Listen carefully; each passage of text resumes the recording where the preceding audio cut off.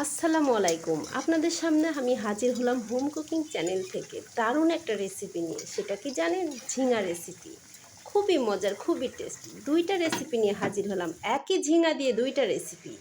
এটি কিভাবে করলাম সেটি শেয়ার করব। তার আগে বলি, আমার চ্যানেলটি যদি ভালো লেগে থাকে প্লিজ সাবস্ক্রাইব করে দেবেন। ফেসবুক থেকে দেখলে লাইক, কমেন্টস, ফলো দেবেন। চলুন দেখে নেই এই দারুণ ঝিঙার রেসিপি আমি কিভাবে করলাম। আমি ২টা রেসিপি একসঙ্গে করেছি, লাস্টের দিকে আরেকটি আছে, দেখে নেবেন। আমি কিছু ঝিঙা নিয়েছি, ঝিঙাগুলোকে খোসাগুলো আলাদা করে নিয়েছি এবং ঝিঙাগুলোর মাঝখান অংশ এভাবে করে কেটে নিয়েছি।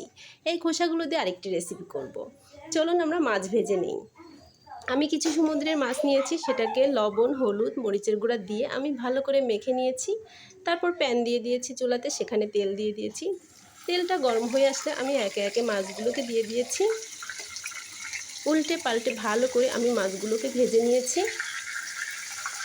দেখুন, মাছগুলো সম্পূর্ণ ভেজে ফেলা যাবে না, মাছগুলোকে হালকা করে ভাজতে হবে। আসলে এই পাট ওই পাট উল্টালেই হয়ে যাবে। অন্য একটি চুলাতে আমি প্যান দিয়েছি, সেখানে একটু তেল দিয়েছি, তেলের মধ্যে একটু পেঁয়াজ কুচি দিয়েছি।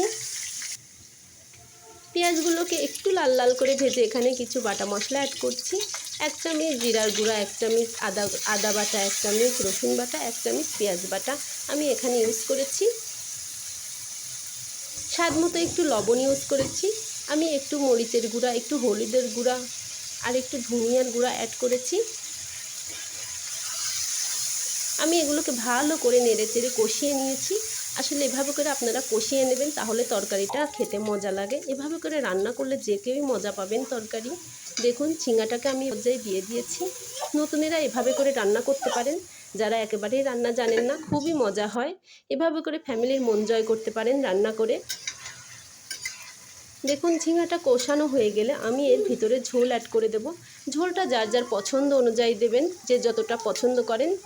ঝোলটা একটু বলক আসলে আমি মাছগুলো ভেজে রেখেছিলাম সেগুলো দিয়ে দিলাম।